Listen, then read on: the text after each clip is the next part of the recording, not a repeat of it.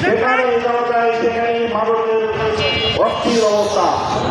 আজকে যুব সমাজকে ধ্বংস করে দেওয়ার জন্যই মাদক যথেষ্ট, কিন্তু আজকে এই মাদককে নিষিদ্ধ করার জন্য, মাদককে নির্মূল করার জন্য আমাদের সরকারের কোনো পরিকল্পনা আমরা লক্ষ্য করছি না। আজকে আইন আছে, আইনের প্রয়োগ নাই। আমি করে প্র্যাকটিস করার কারণে আজকে দেখলাম দেখি হাজার হাজার মাদক মামলা কোর্টে চলমান হয়েছে, কিন্তু আইনের ভাগ্য করতে এই মাদক মামলাগুলো তো একটা মামলায় সাজার আসে না, সোনার করে ভাগ্য করতে ওই মামলার আসামি হয়ে বিক্রেতা সহ মাদক ব্যবহারী সহ মাদক গ্রহণ করা করে সবাই আইনের ভাগ্য করতে বের হয়ে চলে যায়। আমি আজকে বাংলাদেশের স্বরাষ্ট্রমন্ত্রী নিজেকে অনেক বড় মন্ত্রী হিসেবে নিজেকে প্রতিষ্ঠিত করতে চান।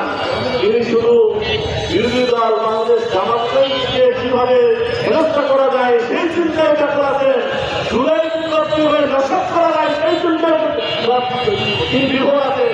কিন্তু বাংলাদেশকে যুবসমাজকে উদ্ধার করার জন্য, আজকে মাদককে নির্মূল করার জন্য, আজকে মাদক দিয়ে মাদকের কারণে বাংলাদেশের যুবসমাজ শেষ হয়ে যাচ্ছে, তরুণ সমাজ শেষ হয়ে যাচ্ছে। এই মাদককে নিয়ন্ত্রণ করার জন্য অথবা মাদককে নিষিদ্ধ করার জন্য অথবা মাদক যদি কারবার পরিচালনা করার জন্য তার প্রতি কোনো পদক্ষেপ গ্রহণ আমরা দেখছি না। আমরা সরকারকে তথ্য আহ্বান জানাতে চাই, শুধু এই আইন করে থেকে এর মাদক নির্মূল করা সম্ভব হবে না। আইনের পাশাপাশি আইনের সঠিক প্রয়োগ করতে হবে, এবং শুধু তাই না, আজকে সরকারের মধ্যে যারা অবস্থান আছে, আজকে মাদকের সাথে যারা জড়িত তাদেরকে আইডেন্টিফাই করতে হবে, এবং কারা মাদকের সাথে জড়িত তাদেরকে আইনের আওতায় নিয়ে আসতে হবে।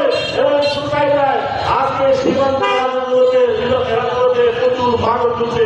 আজকে মায়ানমার থেকে, ভারত থেকে অসংখ্য মাদক ঢুকছে।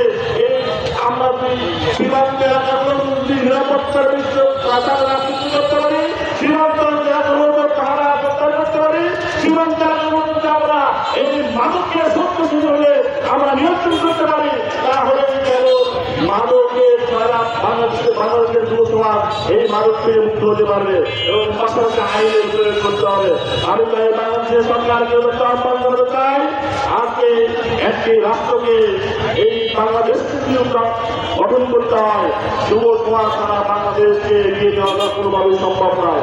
এই যুব সমাজকে রক্ষা করতে হবে, মাদককে